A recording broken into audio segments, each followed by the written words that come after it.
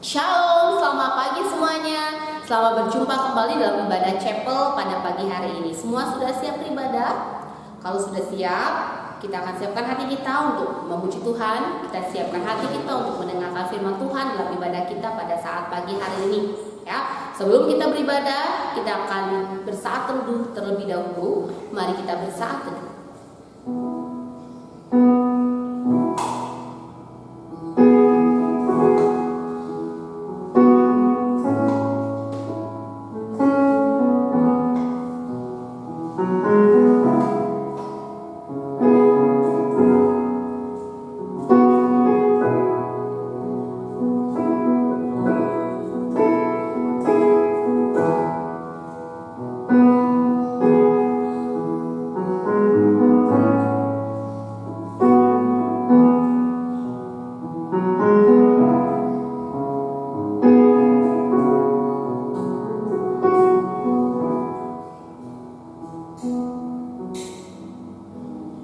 Bapa dalam kerajaan sorga, kami mengucap syukur pada pagi hari yang indah ini.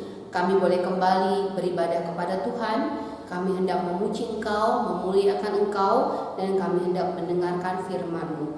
Biarlah pagi hari ini kami datang kepada Tuhan dengan sukacita, dengan penuh ucapan syukur, karena Tuhan penyelamat hidup kami dan menolong kami untuk boleh beribadah kepada Tuhan pada pagi hari ini. Kiranya Tuhan boleh memberkati, menyertai ibadah kami dari awal sampai pada akhirnya, dan menolong setiap guru-guru kami yang melayani Engkau pada saat pagi hari ini. Kami menyiapkan hati kami memuji Engkau dengan sukacita, oleh karena Tuhan yang kami sembah adalah Juru Selamat kami yang hidup. Terima kasih Tuhan, kami siapkan hati kami untuk beribadah di dalam nama Tuhan Yesus Kristus, Juru Selamat kami sudah berdoa. Amin. Biarlah kita boleh memuji Tuhan sepanjang umur hidup kita, sebab Tuhanlah pencipta hidup kita. Kita akan naikkan satu pujian, bila kulihat kita gemerlap.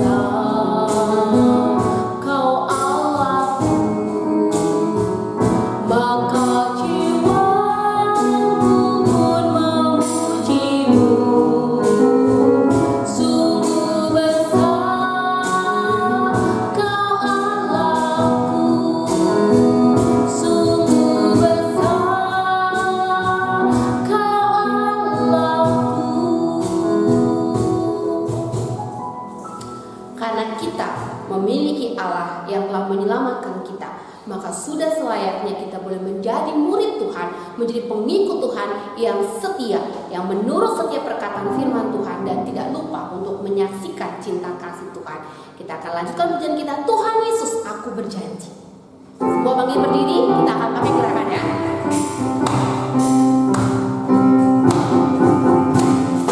Tuhan Yesus aku berjanji, jadi murid-Mu yang setia, rajin berdoa, baca Alkitab, selalu bersaksi bagi-Mu.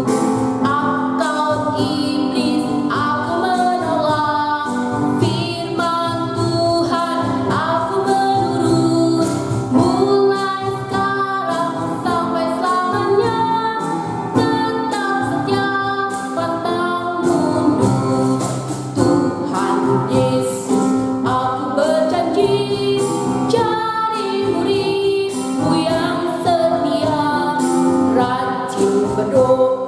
Baca Alkitab selalu bersaksi bagimu. Akal iblis aku menolak, firman Tuhan aku menurut. Mulai sekarang sampai selamanya, tetap setia pantang mundur. Baiklah, kita akan berdoa untuk firman Tuhan. Kiranya kita boleh menjadi penurut-penurut firman Tuhan. Bapa di sorga, kami sudah menaikkan pujian kepadamu. Biarlah pujian kami boleh menjadi persembahan yang indah dan berbau harum di hadapan Tuhan. Sebentar kami akan mendengarkan firman-Mu.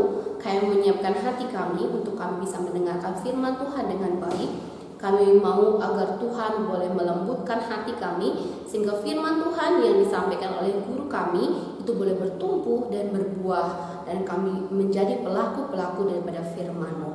Terima kasih Tuhan, jadikanlah kami penurut-penurut daripada firman-Mu yang setia. Kami menyerahkan pemberitaan firman-Mu di dalam nama Tuhan Yesus Kristus, Juru Selamat kami sudah berdoa. Amin. Mari kita mendengarkan firman Tuhan. Shalom, selamat pagi anak-anak semua. Pada pagi hari ini kita kembali lagi bersyukur kepada Tuhan. Kita bisa beribadah kepada Tuhan. Kita sudah memuji Tuhan, kita sudah menyembah Dia, dan pada pagi hari ini kita kembali lagi mendengarkan kebenaran firman Tuhan. Nah, anak-anak semua, pada pagi hari ini Bapak sangat senang sekali ya. Minggu lalu kita sudah libur chapel, dan pada saat ini kita kembali lagi bersama-sama kita beribadah kepada Tuhan. Kita tadi sudah memuji Dia, dan sekarang kita akan fokus mendengarkan kebenaran firman Tuhan pada pagi hari ini. Ya, apa yang menjadi pesan firman Tuhan bagi kalian semua pada pagi hari ini? Nah, anak-anak semua, Bapak mau nanya nih, siapa di antara kalian di saat kalian pergi, terutama di sekolah ya, sebelum COVID-19 terjadi, pasti kalian semua pada pergi ke sekolah bertemu dengan teman-teman.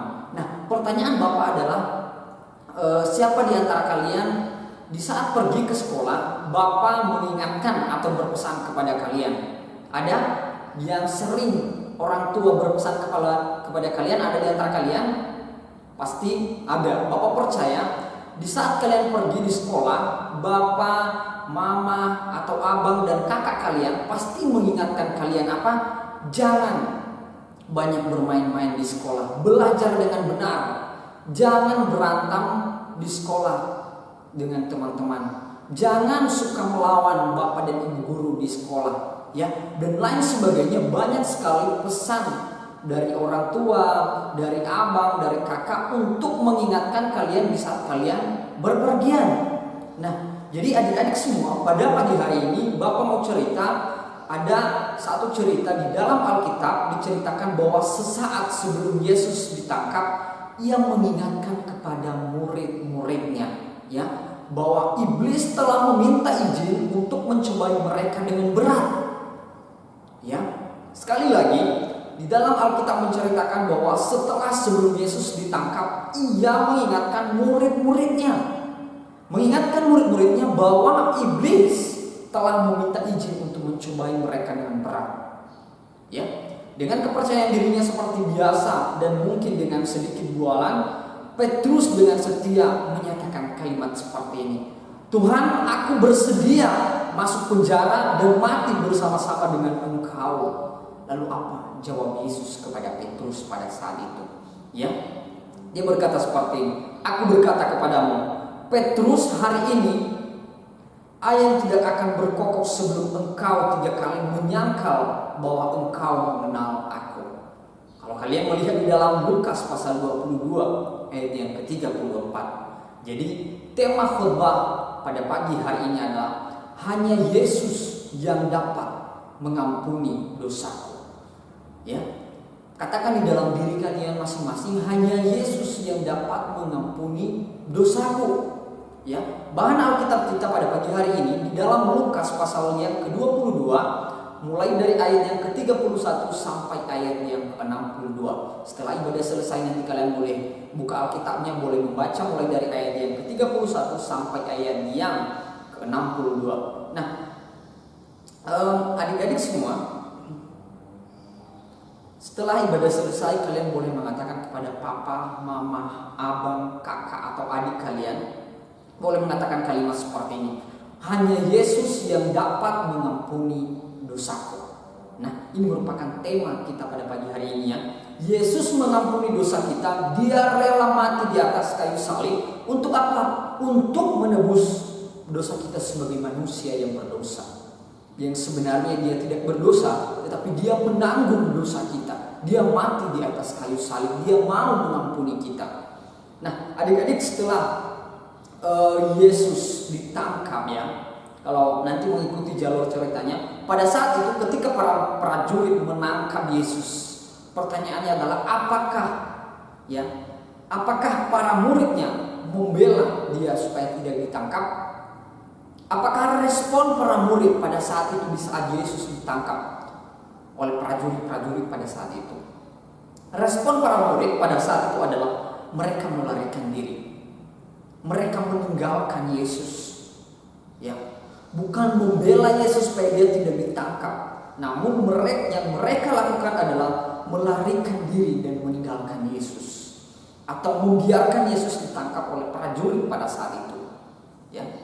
Akan tetapi Petrus dan Yohanes mereka kembali dan mengikuti dia dari kejauhan saat Yesus dibawa ke rumah imam besar pada saat itu. Ya. Katakan bahwa Petrus dan Yohanes mereka kembali mengikuti dia dengan kejauhan. Ya, di halaman rumah itu di mana para pelayan duduk mengelilingi api untuk mengatakan diri mereka.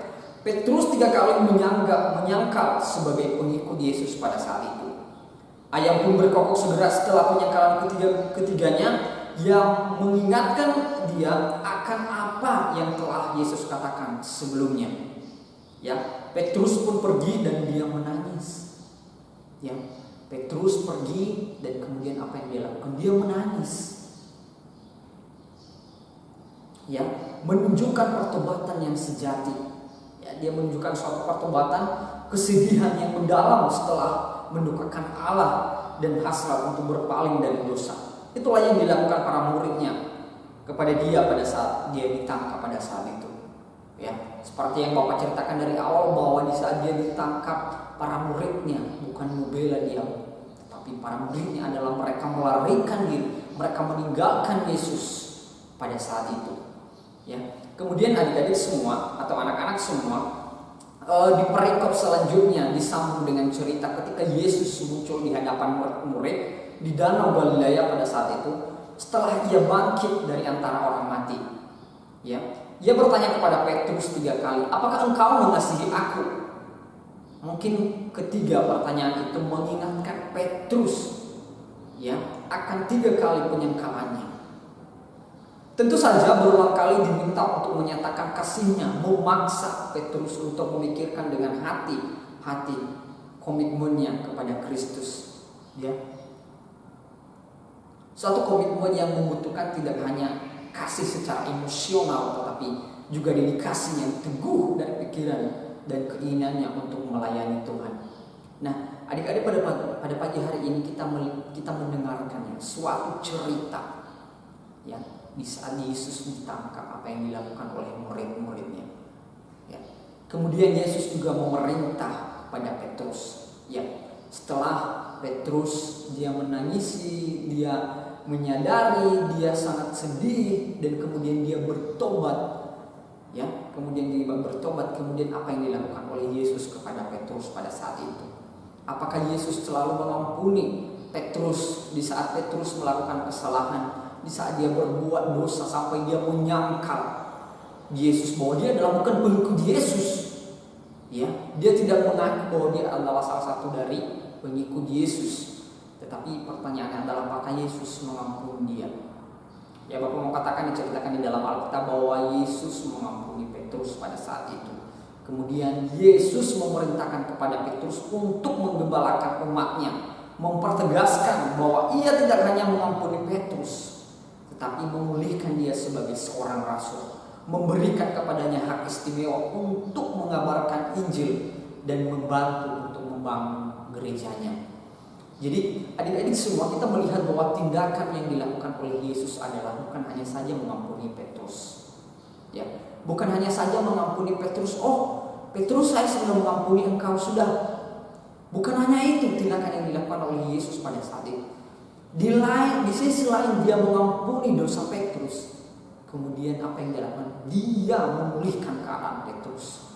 Dia memberikan suatu tanggung jawab kepada Petrus. Dia memberikan suatu perintah kepada Petrus untuk ngapain? Untuk mengembalakan umatnya pada saat itu. Ya, bahwa tidak hanya mengampuni Petrus, tetapi dia memulihkan sebagai seorang rasul, dan dia juga memberikan kepadanya hak istimewa. Ya, hak istimewa apa yang diberikan oleh Yesus kepada Petrus pada saat itu? Apakah dia memberikan uang dan perak? Yang dia berikan adalah dia memberikan hak istimewa kepada Petrus adalah untuk mengabarkan Injil dan membangun gerejanya. Itulah merupakan suatu tanggung jawab setelah Petrus melakukan kesalahan, setelah Petrus menyangkal Yesus dan Yesus mengampuni Petrus. Dia diberikan suatu tanggung jawab bagaimana dia menggembalakan umatnya. Dia sudah dipulihkan, kemudian dia diberikan tanggung jawab untuk memberitakan Injil dan membangun gerejanya pada saat itu. Nah, bagaimana dengan kalian yang masih kecil pada saat ini? Apakah kalian masih diampuni kesalahan oleh Tuhan Yesus? Ya, kita sama-sama sebagai anak-anak Tuhan, kita percaya bahwa Tuhan mengampuni dosa kita. Ya, Tuhan mengampuni dosa kita. Sekali lagi seperti tema yang Bapak berikan pada saat ini adalah hanya Yesus yang dapat mengampuni dosa kita. Ya. Katakan sekali lagi setelah hitungan yang ketiga, katakan hanya Yesus yang mengampuni dosaku. Ya, katakan di dalam diri kalian. 1, 2, 3. Hanya Yesus yang dapat mengampuni dosaku. Ya. Baik dosa Bapa maupun dosa kalian semua, hanya Yesus yang dapat mengampuninya. Ya. Kalau kita melihat atau kalian melihat nantinya cerita dari awal, Yesus sama seperti iblis waktu meminta kepada Allah untuk menguji Ayub. Ya, begitu juga pada saat itu waktu Yesus mengingatkan murid-muridnya bahwa iblis telah meminta izin untuk mencobai murid-muridnya dengan berat. Ya, sama seperti waktu meminta kepada Allah untuk menguji Ayub. Ya, begitu juga untuk menguji para murid. Dalam Lukas pasal 22 ayat yang ke-31.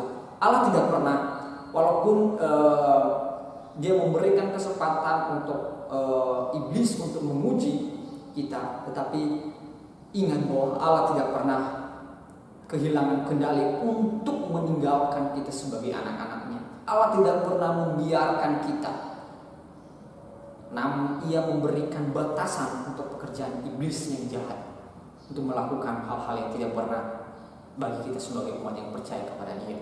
Ya. Yesus berkata bahwa iblis akan menampi para murid seperti gandum.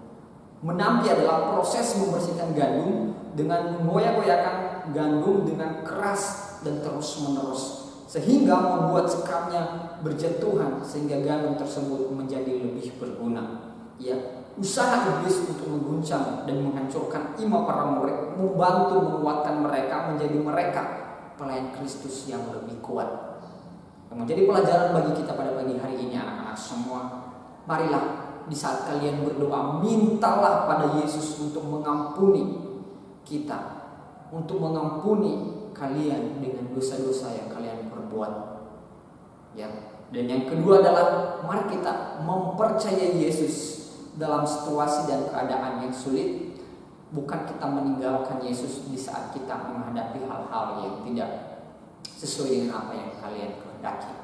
Ya, terima kasih kebenaran firman Tuhan yang sudah Bapak berikan pada saat ini. Cukup sekian dan terima kasih yang Bapak bisa sampaikan pada pagi hari ini. Kita diingatkan kembali bahwa marilah kita meminta pada Yesus untuk mengampuni setiap dosa-dosa kita. Ya. Demikian firman Tuhan yang Bapak sampaikan pada pagi hari ini. Tuhan Yesus memberkati. Untuk menutup kebenaran firman Tuhan pada pagi hari ini, kita menundukkan kepala dan kita akan berdoa. Bapak memimpin kita di dalam doa.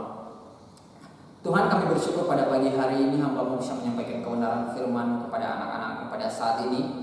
Kembali kami diingatkan kembali oleh kebenaran firman-Mu bahwa hanya Yesus yang dapat mengampuni setiap dosa-dosa kami, Tuhan. Hanya Yesus yang dapat mengampuni setiap kesalahan kami Tuhan. Pada saat ini juga Tuhan kami berdoa buat anak-anak-Mu dimanapun mereka berada pada saat ini. Kau tolong mereka, memberikan mereka kekuatan, terutama kesehatan dalam menjalani proses belajar di rumah masing-masing walaupun dalam keadaan online. Tuhan pada saat ini biarlah Tuhan yang selalu menolong mereka Bapak. Engkau cukupkan segala kebutuhan apapun yang mereka butuhkan pada saat ini Bapak. Terima kasih Tuhan, terima kasih Yesus. Pada saat ini juga Tuhan, hamba-Mu berdoa buat orang tua mereka, buat guru-guru mereka. Biarlah Tuhan yang selalu memberikan mereka kekuatan dan kesehatan juga Tuhan. Terima kasih Tuhan, pada saat ini kami sudah berdoa, kami sudah mendengarkan kebenaran firman-Mu. Biarlah firman-Mu yang telah kami dengar menjadi kekuatan yang baru dalam kehidupan kami. Dan biarlah Roh Kudus-Mu yang terus memimpin kami Tuhan. Terima kasih Bapa, terima kasih Yesus. Inilah doa dan permohonan kami. Hanya di dalam nama Tuhan Yesus kami sudah berdoa. Haleluya. Amin. Terima kasih, Tuhan Yesus memberkati. Sampai jumpa.